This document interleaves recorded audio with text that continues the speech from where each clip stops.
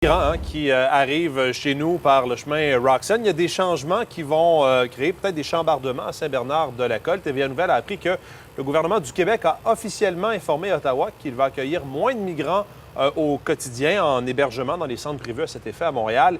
Yves, et les effets commencent déjà à se faire sentir. Vous êtes sur place?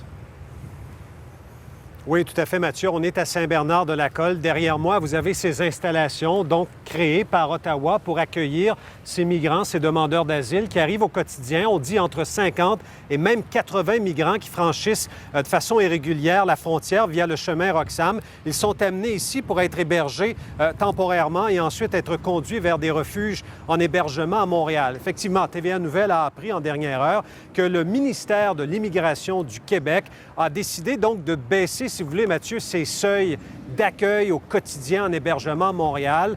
C'est une décision prise par Québec et elle en a informé récemment Ottawa. Le seuil maximal, donc, a été fixé à 60 par Québec, c'est-à-dire qu'il y a 60 migrants au maximum qui pourront être transportés de Saint-Bernard-de-la-Colle vers Montréal pour être hébergés, et ça sur une base quotidienne. On a vu dans le passé et tout récemment que cela pouvait dépasser 70, 80 et même 100 au quotidien. Mais là, si vous voulez, Québec ferme en partie le robinet pour ne pas créer de l'hébergement dans les refuges montréalais notamment.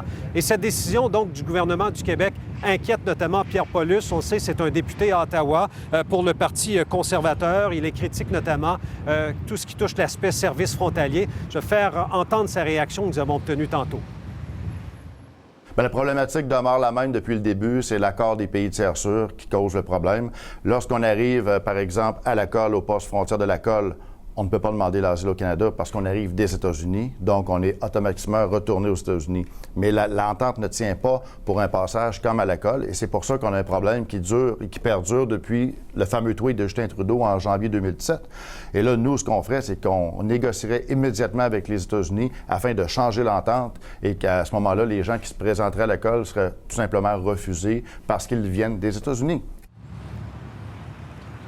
Alors, je le rappelle, le gouvernement du Québec, Mathieu, qui a décidé donc de mettre des limites en matière d'accueil au quotidien de migrants vers les centres d'hébergement montréalais. Le ministre Simon-Jolin Barrette n'était pas disponible aujourd'hui pour une entrevue. On est cependant en direct, je le rappelle, de Saint-Bernard-de-la-Colle à la frontière, à quelques kilomètres du chemin Roxham. Justement, un autobus qui fait son arrivée. J'ignore cependant s'il y a à bord des demandeurs d'asile. Ce sera surveillé. C'est une histoire en développement ici, au sud de Montréal. On vous retrouvera plus tard, Yves.